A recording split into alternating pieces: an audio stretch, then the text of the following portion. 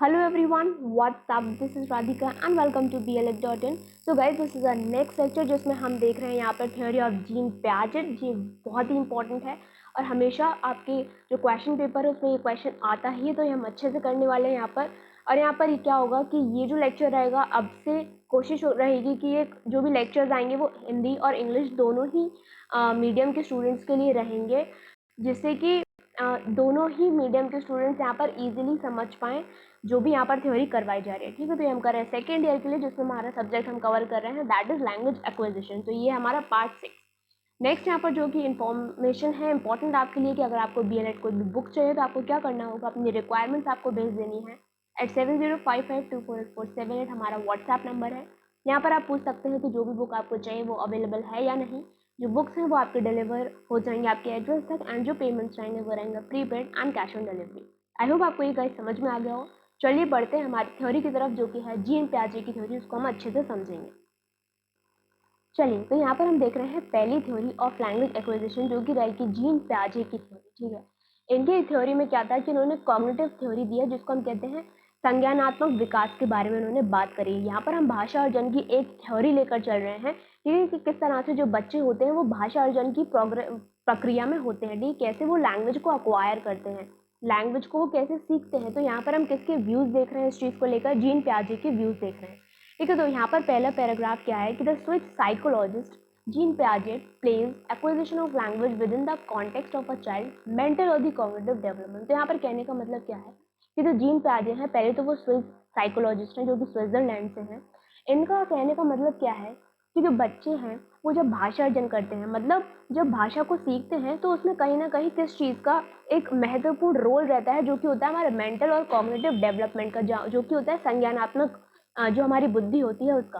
कैसे कि जब हम कोई भी चीज़ सीखते हैं तो आपको पता है वहाँ पर हम मेंटली उस चीज़ को सोचते हैं, समझते हैं, तब हम उस चीज़ को सीख पाते हैं। ठीक है, बिना किसी चीज़ को समझे हम अपने दिमाग का कुछ यूज़ नहीं कर रहे, तो उसको हम क्या कहते हैं, एक तरह से रटना कहते हैं, और उसको हम भूल भी जाते हैं। क्यों? क्योंकि हमने उसको ध्यान से नहीं पढ़ा होता है या ध्यान से उस चीज़ को नहीं समझी होती है।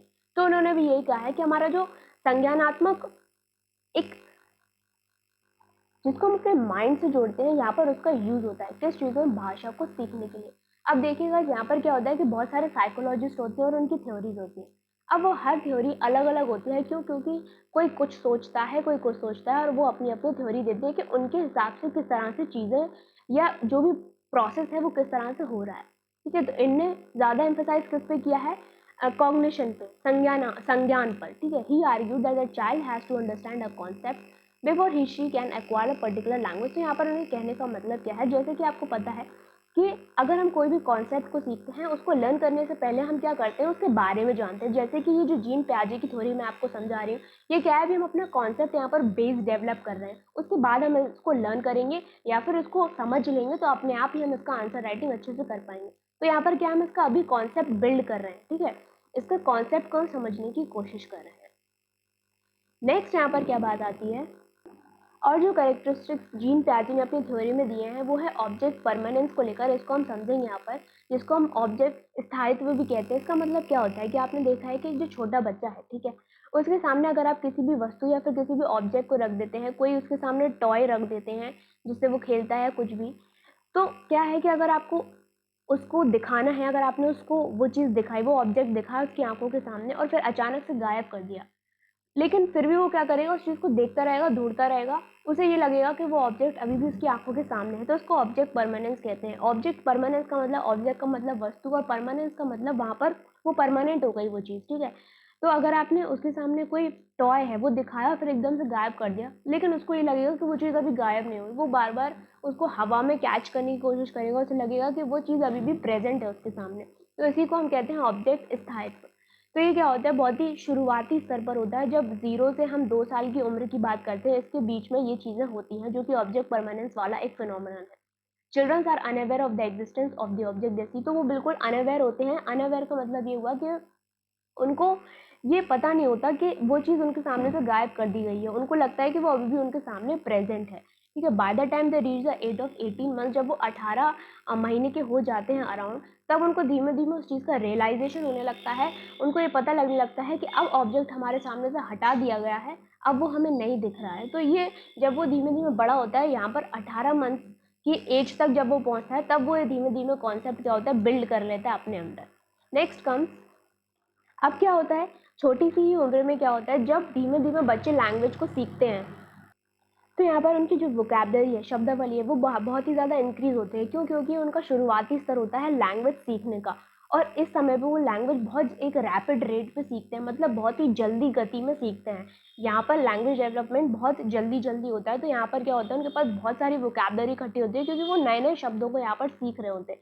और फिर क्या करते हैं, जब वो चीज़ों को सीख लेते हैं इस तरह से, उनके पास जब एक वोकैबलरी पूरी फॉर्म हो जाती है, तब वो क्या करते हैं, अपने जो आसपास की चीज़ें, जो ऑब्जेक्ट्स हैं, जो उनको लगता है उनके पास हमेशा रहती हैं, तो उनको क्या करते हैं, वो नाम देना चालू कर देते हैं। ठीक है, जैसे उनके टॉयज़ हैं, अगर एक गर्ल है तो वो अपने टेडी बेयर को, अपने बार्बी डॉल को क्या करती है, कुछ नाम दे देती है। तो इस तरह से वो अपने ऑब्जेक्ट्स को क्या करते हैं, लेबल कर लेते हैं। ठीक है, तो इस तरह से धीमे धीमे क्या होता है, उनका भाषा अर्जन होता है। भाषा अर्जन मतलब यहाँ पर एक्विजिशन करते हैं वो किस चीज़ का, लैंग्वेज का।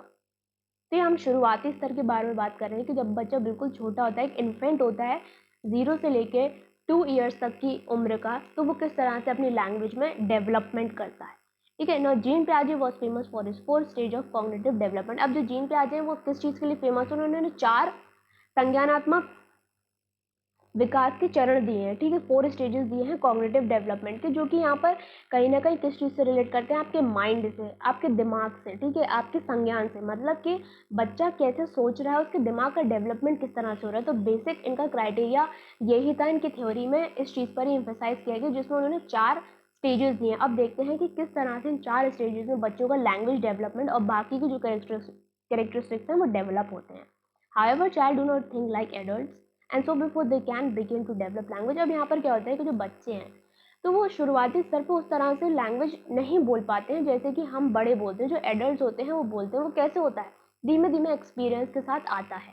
ठीक है, नेक्स्ट क्या है, they must first actively construct their own understanding of the world through their interaction with the environment. अब वो क्या करते हैं कि धीमे धीमे लैंग्वेज सीखते हैं। जैसा कि हमने शुरू में पढ़ा था कि जो बच्चे हैं वो अपने आसपास के सराउंडिंग से, ठीक है, वो बोलना तो उनको आता नहीं है, तो वो क्या करते हैं, अपनी मदर को देखकर, उनके आसपास के जो लोग रहते हैं उसके पास, उनको देख देखना मतलब इमिटेट करना। इमिटेशन का मतलब क्या होता है, कॉपी करना। कॉपी करते हैं और शब्दों को सीखते हैं।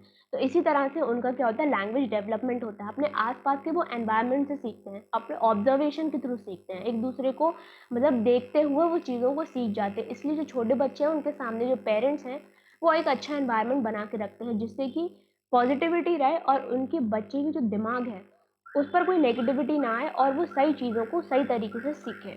ठीक है, नेक्स्ट कम्स, अब यहाँ पर क्या है कि जो छोटा बच्चा होता है उसको मतलब यहाँ पर जो उसकी अवधारणा है किसी भी चीज़ को लेकर, कोई भी ऑब्जेक्ट को लेकर, उसको हमें स्ट्रॉन्ग करना होता है। जैसे कि उसका एक कॉन्सेप्ट बिल्ड करना होता है, तभी वो चीज़ों को सीख पाता है। जैसे कि छोटे बच्चे होते हैं, अगर उनको फॉर एग्जाम्पल हम बात करते हैं कि अगर हम उनको गाय दिखाते हैं तो उनको क्या पता होता है कि उसकी एक टेल होती है, एक पूँछ होती है, 4 पैर होते हैं। ठीक है, तो यहाँ पर सिर्फ उनको इतना पता है कि अगर कोई एक जानवर है जिसके 4 पैर हैं और एक पूँछ है तो उसको हम काऊ कहेंगे या गाय कहेंगे। तो वो हर जानवर को यहाँ पर क्या कहेगा, गाय बोलेगा, चाहे उसको कुत्ता भी दिख जाए तो, क्योंकि उसके 4 पैर हैं और एक पूँछ है तो वो उसको गाय बोलेगा। तो उसका कॉन्सेप्ट यहाँ पर क्या बिल्ड हुआ कि ऐसे जो भी जानवर जिसके 4 पैर हैं और एक पूँछ है, तो वहाँ पर उसका ये उसकी अवधारणा वहाँ पर क्रिएट हुई कि ये क्या है, गाय है। ठीक है, उसने ये कॉन्सेप्ट बना लिया वहाँ पर अपने दिमाग में, उसने ये कॉन्सेप्ट यहाँ पर बिल्ड कर लिया। लेकिन धीमे धीमे क्या होगा, जब पहले उसने ये चीज़ समझी, लेकिन वो जब टाइम के साथ इस चीज़ के बारे में अवेयर हो जाएगा कि हर वो जानवर को हम गाय नहीं कहते, हर जानवर का अलग अलग नाम है, तो बेसिक उसने ये फॉर्म किया। उसके बाद वो अब क्या बढ़ेगा आगे कि नहीं, इसको वो कैटेगरी में करेगा कि जिसके 4 पैर हैं, अगर वो छोटा है तो वो कुत्ता है या डॉग है, या फिर अगर 4 पैर में बड़े हैं और एक पूँछ है तो कौन सी गाय है, कौन एलिफेंट है। ठीक है, इस तरह से वो क्या करेगा, अपने आगे की चीज़ों को सीखेगा। और हर चीज़ के लिए यहाँ पर क्या हो रही है, लैंग्वेज एक्विजिशन हो रही है। क्यों, हर वर्ड वो अलग सीखेगा। अभी उसको सिर्फ काऊ पता था, अब वो यहाँ पर डॉग के बारे में भी जानेगा, एलिफेंट के बारे में भी जानेगा, और हर किसी को पर्टिकुलर उस हिसाब से ही नेम देना चालू करेगा। ठीक है, तो यहाँ पर क्या हो रहा है कि ऑल ओवर यहाँ पर लैंग्वेज एक्विजिशन की बात हो रही है, और उसकी क्या हो रही है, भाषा अर्जन हो रहा है यहाँ पर। ठीक है, तो उसके पुराने एक्सपीरियंस से लेकर वो नए एक्सपीरियंस में नई चीज़ों पर क्या करेगा, जोड़ेगा और नई नई चीज़ों को सीख लेगा। नेक्स्ट यहाँ पर आता है कि बच्चे क्या करते हैं, कोई भी कॉन्सेप्ट को समझते हैं या कोई भी चीज़ की अवधारणा बिठा के अपने दिमाग में उसको अपने हिसाब से ही उस ऑब्जेक्ट को नाम देना चालू कर देते हैं। जैसे कि एक एग्जांपल यहाँ पर दिया है कि छोटा बच्चा अगर उसको बिल्ली दिखती है, कैट दिखती है, तो उसको पता है कि वो क्या करती है, म्यूज़ करते हैं, मतलब कैसी साउंड निकालती है, म्याऊं म्याऊं का साउंड निकालती है। उसके बहुत सारे बाल होते हैं, फरी होता है, और वो कैसे खाती है, कैसे पीती है, एक कटोरे से दूध को मतलब पीती है, ठीक है। इस तरह से उसके कैरेक्टरिस्टिक्स उसको पता चल गए। तो अगर ऐसा कुछ वो कर रहे हैं तो उसको वो बिल्ली बोल रहे हैं, यहाँ पर कैट बोल रहे हैं। अब क्या करेंगे कि वो बच्चे अपने हिसाब से उस कैट को नाम देते हैं, ठीक है, कि उनके हिसाब से क्या है, वो किटी बोलना चालू करते हैं। लेकिन कब बोला उन्होंने ये किटी, जब उन्होंने कॉन्सेप्ट बिल्ड किया कि अगर किसी को कोई म्याऊं म्याऊं कर रहा है और उसकी फरी जैसे हेयर्स हैं, और अगर वो बाउल से क्या कर रहा है, किचन में जाके या कहीं पर भी जाके इस तरह से अपना मिल्क पी रहे हैं, ठीक है, तो उसको उसने क्या बोला, बिल्ली बोला। और फिर उसके बाद उसने क्या किया, उसको किटी नाम दे दिया।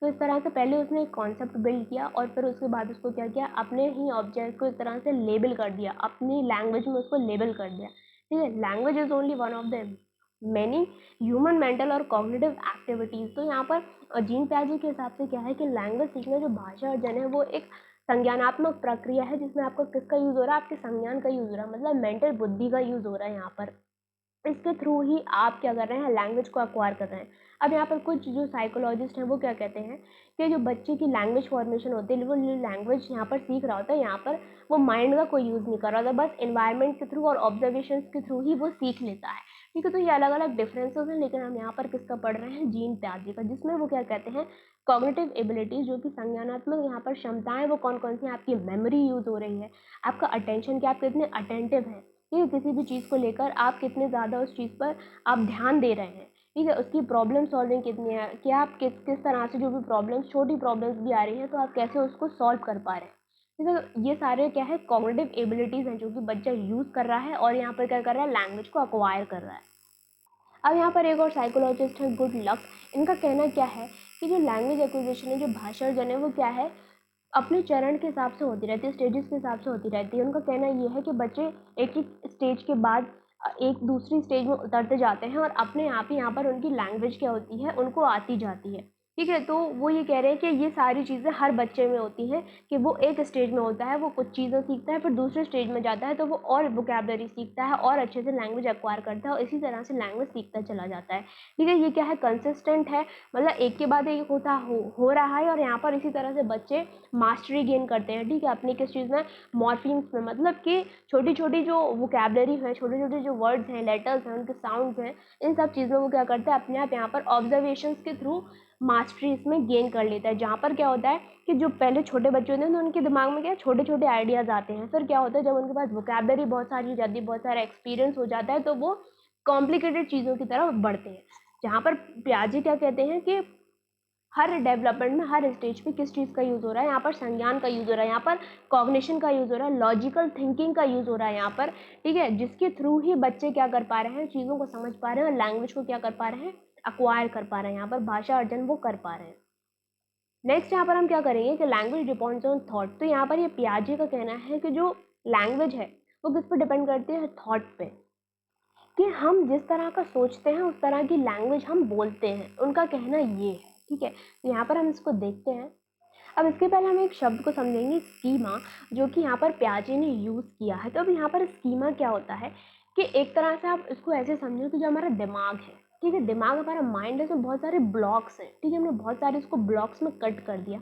अब हर ब्लॉक में हमने क्या किया, एक कॉन्सेप्ट को लेकर एक आइडिया बिल्ड किया और उसको उस ब्लॉक में स्टोर कर लिया। ऐसे हर ब्लॉक को हमने इस तरह से यूज़ किया, ठीक है। तो वो क्या हुआ, हमारी जो भी कॉन्सेप्ट है, ठीक है, जो भी हमारी नॉलेज, हमने उसको एक ऑर्गेनाइज तरीके से बिल्ड कर लिया, कि हमने कोई भी चीज़ देखी और उसको हमारे दिमाग में यहाँ पर स्टोर कर लिया और वो छोटे छोटे ब्लॉक्स में यहाँ पर क्या हो गया, स्टोर हो गई चीज़ें, और फिर जब हमको ज़रूरत पड़ी तो वो बाहर निकल कर आई और उसका कॉन्सेप्ट हमें पता था, ठीक है। तो यहाँ पर क्या हुआ, स्कीमा बनाने का मतलब है कि उस चीज़ का कॉन्सेप्ट बिल्ड करना, हमारे दिमाग में उन छोटे छोटे ब्लॉक्स में वो आइडियाज़ को भर के रख लेना, ठीक है। तो यहाँ पर क्या है, लैंग्वेज डिपेंड्स ऑन थॉट। अब उनका कहना ये है कि जैसे अगर कोई छोटा बच्चा है, अगर वो कुत्ते को देख रहा है, डॉग को देख रहा है, तो पहले उसने उसको देखा, उसके बारे में सोचा, उसका स्कीमा बिल्ड किया, ठीक है। यहाँ पर उसके बारे में उसने बिना कुछ कहे अपने दिमाग में वो अभी सोच रहा है, सिर्फ देख रहा है, और जो नॉलेज है उसको यहाँ पर उसको छोटे छोटे पैकेट्स में क्या कर रहा है, दिमाग में स्टोर करके रख रहा है। अब जब उसने पूरा स्कीमा उसका बिल्ड कर लिया, मतलब पूरी नॉलेज उसने बिल्ड कर ली देखने के बाद, तब वो क्या करेगा, बोलेगा। तब वो डॉग के बारे में बोलेगा, तब वो कम्युनिकेट करेगा, कुछ लैंग्वेज का प्रयोग करेगा उसके बारे में बताने में।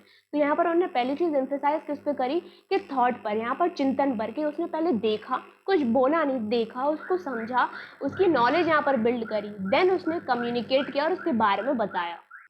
अब वो क्या कह रहे हैं कि बच्चों को आप चीज़ें सिखा सकते हैं, ज़रूरी नहीं है कि अगर आप मतलब उनका स्कीमा यहाँ पर डेवलप करना ज़रूरी है, लेकिन वो क्या कह रहे हैं कि उसको फिर रटना बोलेंगे। जैसे कि अगर कोई छोटा बच्चा है, उसको हम श्वसन की जो प्रक्रिया है उसके बारे में बता रहे हैं, जैसे रेस्पिरेशन के बारे में बता रहे हैं, ठीक है, वो 6 साल का बच्चा है, तो यहाँ पर क्या करेगा कि उसका दिमाग उस लेवल पर नहीं पहुँचा, उसका आइडिया उसमें बिल्ड नहीं हुआ, कॉन्सेप्ट फॉर्मेशन नहीं हुआ उसका, क्योंकि वो इतना हार्ड टॉपिक अभी रेस्पिरेशन करके समझ पाए।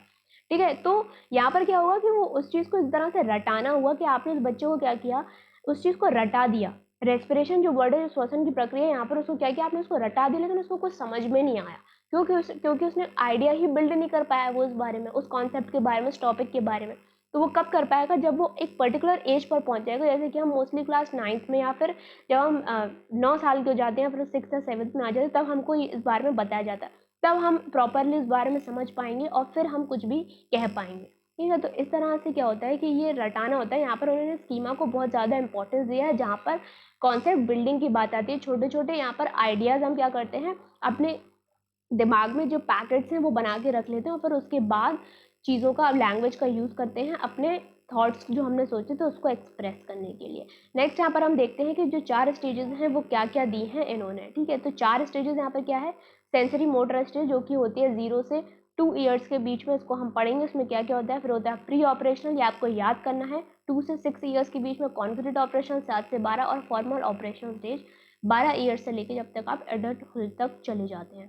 तो पहला आता है संवेगात्मक अवस्था, जिसको हम कहते हैं सेंसरी मोटर स्टेज। अब यहाँ पर नाम से ही समझ में आता है सेंसरी मोटर, जहाँ पर बच्चे अपने सेंसेस के थ्रू चीज़ों को समझते हैं, चीज़ों को सेंस करते हैं और समझते हैं, क्योंकि यहाँ पर उनके पास अभी इतना माइंड, इतनी पावर नहीं होती कि वो हर चीज़ को मतलब बहुत अच्छा एक कॉन्सेप्ट बिल्डिंग वहाँ पर क्रिएट कर पाए। तो वो जो भी सेंस करते हैं उस हिसाब से ही यहाँ पर वो सीखते हैं। अब इसमें क्या होता है, 0 से मतलब 0 से 2 वर्ष के बच्चों की यहाँ पर बात हो रही है। ठीक है, तो यहाँ पर उनकी जो बेसिक जो भी यहाँ पर एक्टिविटीज़ है वो क्या होता है, सकिंग या फिर ग्रास्पिंग, मतलब उनको हर ऑब्जेक्ट को क्या होता है, आपने देखा होगा, उनको पकड़ना होता है।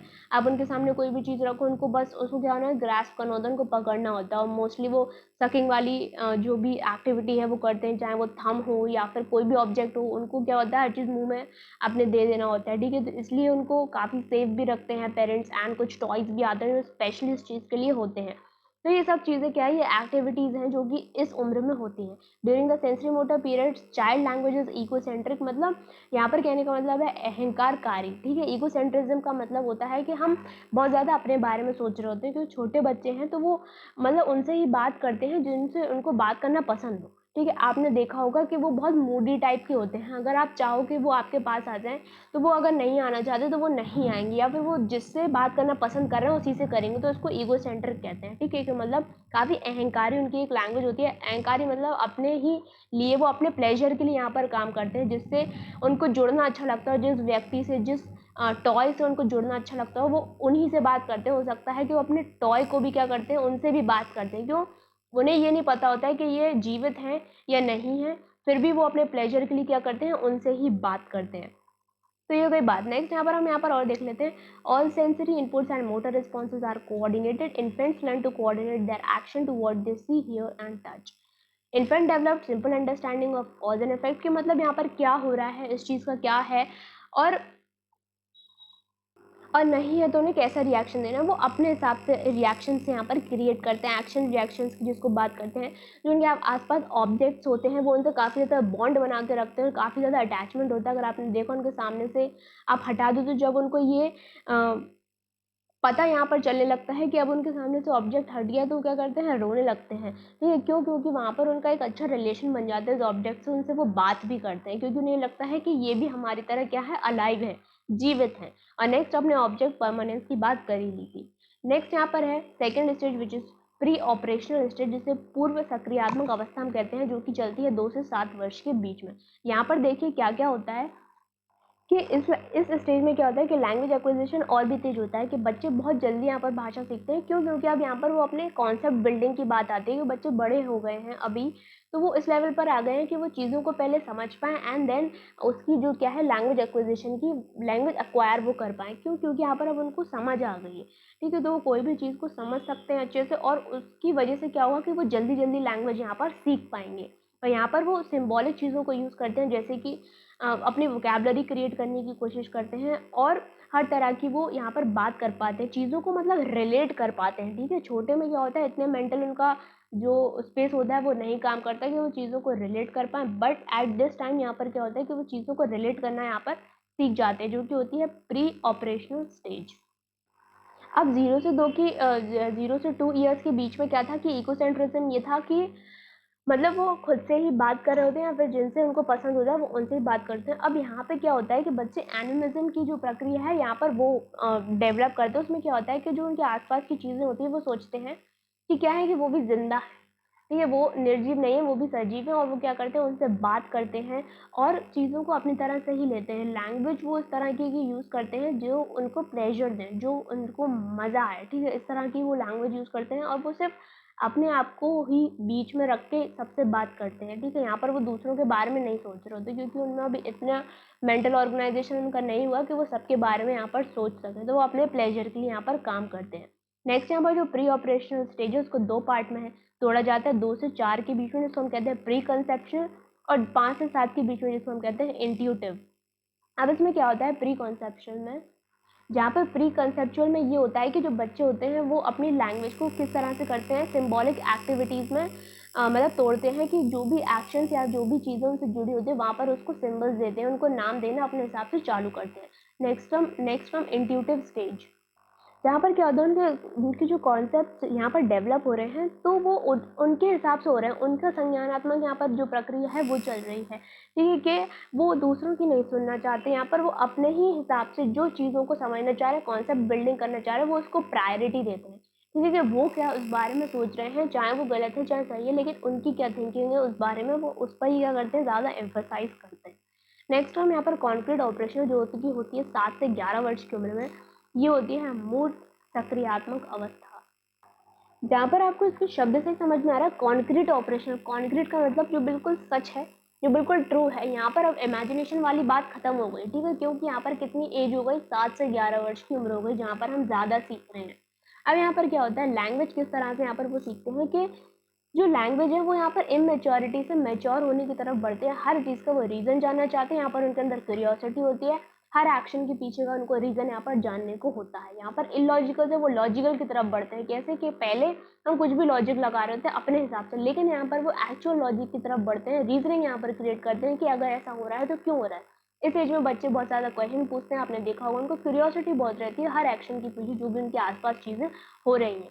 तो they are also be able to decenter का मतलब यहाँ पर वो खुद से हटके अब दूसरों की बात भी सुनते हैं, यहाँ पर वो अपनी अपनी अब नहीं चला रहे होते हैं, वो दूसरों को भी सुन रहे होते हैं, और उनके पर्सपेक्टिव यहाँ पर ले रहे होते हैं कि एग्जैक्टली किसी भी एक्शन के पीछे क्या यहाँ पर रीज़न है, और उसको लॉजिकली यहाँ पर रीज़न आउट करने की कोशिश करते हैं। तो ये है हमारी कॉन्क्रीट ऑपरेशनल स्टेज, जहाँ पर अब चीज़ें हटके क्या हो गई, इमेजिनेशन से हटके अब रियल उसमें आ गए, ठीक है। यहाँ पर कुछ इसकी कैरेक्टरिस्टिक्स है जो कि है seriation, the ability to order items along with the quantitative dimension. अब सीरिएशन का मतलब क्या है कि यहाँ पर जो बच्चे हैं वो चीज़ों को समझ पा रहे हैं, मतलब सीधी सी बात इतनी है कि उनके अंदर अच्छे से कॉन्सेप्ट यहाँ पर डेवलप हो रहा है। अब इसके पहले क्या था कि अगर हम एक एग्जाम्पल लेते हैं कि हम 2 अलग अलग तरीके के बर्तन लें अलग अलग शेप में, लेकिन पानी उसमें एक ही तरीके का है, ठीक है। एक हम लंबी सी बॉटल लेते हैं तो उसमें पानी ऊपर तक भर जाएगा, और एक हम फ्लैट ड्रम टाइप का लेते हैं, वही पानी उसमें उड़ेल देते हैं, तो क्या होगा कि बच्चे को ये लगेगा कि जो बड़ा वाला ड्रम है उसमें पानी कम है और जो छोटा वाला है उसमें ज़्यादा है। तो उनके अंदर अभी लॉजिक पैदा नहीं हुआ, बस वो देखकर चीज़ों को कह पा रहे हैं। लेकिन यहाँ पर क्या है, वो उस चीज़ को समझ पाएंगे कि ड्यू टू यहाँ पर जो वॉल्यूम है वो ज़्यादा हो गया है, लेकिन पानी क्या है, इक्वल है, ठीक है। तो ये हो गया सीरिएशन। नेक्स्ट है transitive inference, the ability to seriate और order items along a quantitative dimensions mentally. तो यहाँ पर वही क्वांटिटेटिव की बात हो रही है कि वो पानी के बारे में बात हो रही है कि जितना पानी उसमें था वही उसमें है। तो ये वो अब यहाँ पर डिफरेंस क्रिएट कर पा रहे हैं कि हाँ, यहाँ पर डिफरेंस क्या है, लेकिन जो वाटर लेवल है, वाटर का जो क्वांटिटी था वो यहाँ पर इक्वल है। नेक्स्ट हम यहाँ पर स्पेटियल रीजनिंग, जहाँ पर क्या है वो रीजनिंग लगा रहे हैं हर चीज़ में, हर चीज़ का लॉजिक जानना चाह रहे हैं। तो ये होगा कुछ characteristics about concrete operation stage. Next and last comes formal operation, जब हम 11 से लेके ये पूरी एडल्टहुड तक चलती है। यहाँ पर क्या होता है, अब हम 11 के हो गए हैं, ठीक है, तो यहाँ पर क्या हो गया, हम ज़्यादा मैच्योर होने की तरफ अब बढ़ते हैं, तो हमारी रीजनिंग जो है वो बहुत ही क्रिटिकल हो जाती है, एक अलग ही लेवल पर हम चले जाते हैं। लॉजिकल थिंकिंग होती है हमारी, एब्स्ट्रैक्ट प्रॉब्लम्स, हम चीज़ों को खुद से समझ पा रहे हैं, उन प्रॉब्लम्स का खुद ही सोल्यूशन यहाँ पर निकाल पा रहे हैं। अब यहाँ पर एब्स्ट्रैक्ट थिंकिंग क्या होती है, a way of thinking that does not rely on being able to see or visualize things in order to understand concepts as a child in the concrete operational stage does। तो यहाँ पर abstract thinking का मतलब ये है कि ऐसी thinking जो कि सिर्फ इस चीज़ पे वो बिलीव नहीं करती कि जो उन्होंने देखा या विजुअलाइज किया, बट यहाँ पर वो उसका पूरा पूरा लॉजिक के बारे में जानना चाहते हैं, उसके पीछे की वो हर बात को जानना चाहते हैं कि जो एग्जैक्टली इस चीज़ का रीज़न है। यहाँ पर वो अपने रीजन्स नहीं लगा रहे थे, जैसे कि एडोलेसेंस में हमें क्या है, यहाँ पर एक एग्जाम्पल दिया है कि व्हाट इज़ ऑनेस्टी, ठीक है। तो ये एक ऐसा कॉन्सेप्ट है जिसमें हम क्या सोच रहे हैं और एग्जैक्टली जो ऑनेस्टी का कॉन्सेप्ट है वो क्या है, ये एब्स्ट्रैक्ट थिंकिंग है, जिसको वो यहाँ पर देख रहे हैं, समझ रहे हैं, एक रीजनिंग यहाँ पर उसकी क्रिएट कर रहे हैं। तो यहाँ पर जो फॉर्मल ऑपरेशनल स्टेजेस में क्या होता है कि ये 11-12 की उम्र से स्टार्ट होती है और एडल्टहुड तक जाती है, जहाँ पर क्या होता है कि उनकी लैंग्वेज होती है वो प्रॉपर अब हो गई होती है। यहाँ पर हमारे पास बहुत सारी वोकैबुलरी होती है और हम अपने आइडियाज़ को अच्छे से यहाँ पर एक्सप्रेस कर पा रहे होते हैं। एब्स्ट्रैक्ट रीजनिंग हमारे अंदर आ जाती है, हम कैलकुलेशंस कर पाते हैं, हमारे अंदर क्रिएटिविटी होती है, ठीक है, हम चीज़ों को सोच सकते हैं, समझ सकते हैं और उस पर एक रीज़न आउट हम चीज़ों को कर सकते हैं कि कोई भी पर्टिकुलर अगर सिचुएशन है तो उसका क्या रिजल्ट या क्या आउटकम यहाँ पर निकल के आ सकता है, ठीक है। कि अब फॉर एग्जाम्पल यहाँ पर distinction between concrete and formal stages is कि यहाँ पर अगर हम कोई रीजनिंग का क्वेश्चन दें कि if Ram is taller than Shyam and Mohan are taller than Sohan, मतलब हु इज द टॉलेस्ट, या फिर इस तरह के रीजनिंग या कुछ लॉजिकल बेस्ड क्वेश्चन दें तो वो यहाँ पर ईजिली अब सॉल्व यहाँ पर कर पाएगा। क्यों? क्योंकि यहाँ पर उसके पास इतनी एबिलिटी है अच्छे से सोचने की क्षमता यहाँ पर आपकी बढ़ रही है और लैंग्वेज तो आपकी बड़ी ही बड़ी कि आप यहाँ पर किसी भी स्टेटमेंट का कंक्लूजन ड्रॉ कर पा रहे हैं कि यहाँ पर इसका क्या कंक्लूजन निकल कर आएगा। So the child who needs to draw a picture or use objects is still in the concrete operational stage।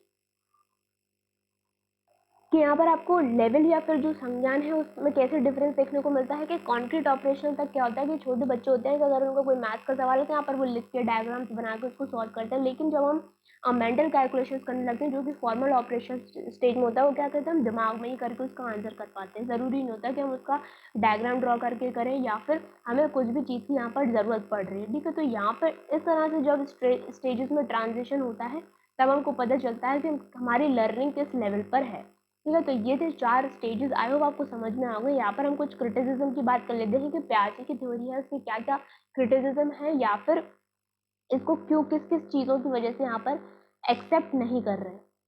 पहला जो कि कह रहे हैं कि कुछ संज्ञानात्मक क्षमताएं ऐसी है कि जो पियाजे ने बताई हैं उसके हिसाब से वो पहले ही डेवलप हो जाती हैं, ठीक है, ऐसा और साइकोलॉजिस्ट का कहना है इनकी थ्योरी पर। नेक्स्ट वो क्या कहते हैं कि ये जो कॉग्निटिव डेवलपमेंट है, संज्ञानात्मक विकास है, इतने रिजिड, इतना इतना जटिल नहीं होता है जितना इन्होंने बताया कि इतने स्टेजेस से निकल के जाता है तब होता है। तो उन्होंने कहा है कि ऐसा नहीं, children may be at more than one level of the cognitive maturity at the time. तो यहाँ पर वही कह रहे हैं कि अब वो कहते हैं कि एक स्टेज पे वो एक चीज़ पर एम्फसाइज किया है, लेकिन और साइकोलॉजिस्ट क्या कहते हैं कि वो एक ही समय में बहुत ज़्यादा चीज़ें भी कर सकते हैं। जो बहुत ही इंटेलिजेंट बच्चों की यहाँ पर बात होती है, जिनका आईक्यू लेवल ज़्यादा है, उनके बारे में यहाँ पर बात होती है। अब यहाँ पर वो ये कहते हैं कि इन्होंने यूनिवर्सल जो कल्चरल डिफरेंसेस हैं या फिर जो इंडिविजुअल डिफरेंसेस उनको यहाँ पर नेग्लेक्ट किया है। इन्होंने बोला हर बच्चे में इस तरह से ही होता है, लेकिन हो सकता है कि कुछ बच्चों में चीज़ें जल्दी आ जाएं, जैसे कि टाइम से पहले ही कुछ बच्चे चीज़ें सीख लेते हैं लेकिन कुछ को टाइम लगता है। तो उन्होंने ये चीज़ यहाँ पर इग्नोर करी है। उन्होंने बोला कि हर बच्चे का इसी स्टेजेस में इसी तरह से क्या होता है, डेवलपमेंट होता है। यहाँ पर उन्होंने ज़्यादा फोकस किया है लॉजिकल थिंकिंग पे, ठीक है। यहाँ पर उन्होंने बोला है कि हर चीज़ तर्क वितर्क से होगी, रीजनिंग से होगी। यहाँ पर उन्होंने कुछ ड्राइंग आर्टिस्टिक्स या फिर क्रिएटिव थिंकिंग के बारे में यहाँ पर नहीं सोचा कि जो चीज़ें हैं वो क्रिएटिव भी हो सकती हैं, ज़रूरी नहीं है कि हर बार लॉजिकल ही हो, कुछ अलग एक क्रिएटिविटी भी यहाँ पर दिखाई दी जा सकती है। तो ये क्या था, अलग साइकोलॉजिस्ट की जो थी थिंकिंग थी यहाँ पर कि इनकी थ्योरी किस हिसाब से उनको सही नहीं बैठ रही है। ठीक है, तो this was all about Jean पियाजे theory for language acquisition. I hope आपको क्लियर हुआ होगा। यहाँ पर हिंदी इंग्लिश दोनों में था, तो अगर आपने अच्छे से एक्सप्लेनेशन सुना होगा तो किसी भी मीडियम के स्टूडेंट को यहाँ पर दिक्कत नहीं आएगी। एक बार आप इसको रीड करेंगे तो आपको सारा ही यहाँ पर क्लियर हो जाएगा। अगर कोई भी डाउट्स हैं तो आप उनको कमेंट सेक्शन में ज़रूर बताइए। और भी अगर आपकी कोई क्वेरीज हैं तो आप हमको इंस्टाग्राम पर मैसेज कर सकते हैं। वहाँ पर जो हम कॉमन BLED को लेकर डाउट्स होते हैं वहाँ डिस्कस करते हैं। नेक्स्ट आप हमारा टेलीग्राम चैनल ज्वाइन कर लीजिए, वहाँ पर हम सारे ही यहाँ पर वीडियोज़ और जो भी आपकी रिक्वायरमेंट्स हैं हम आपको सेंड करते रहते हैं। ठीक, नेक्स्ट अगर आपको कोई भी सिलेबस चाहिए तो आप हमारी वेबसाइट विजिट करें BLED.in। तो वहाँ पर आपको सारा ही syllabus, question papers and books के बारे में आपको पता चल जाएगा। एंड को लाइक करके ज़रूर जाएं। अगर आपको अच्छा लगे ना अपने फ्रेंड्स के साथ ज़रूर शेयर करें। Do subscribe and notification bell ज़रूर दबाएं सो दैट आपको सारी अपडेट्स मिलते रहें। मिलते हैं हमारे नेक्स्ट वीडियो में। Till then take care, all the best and bye.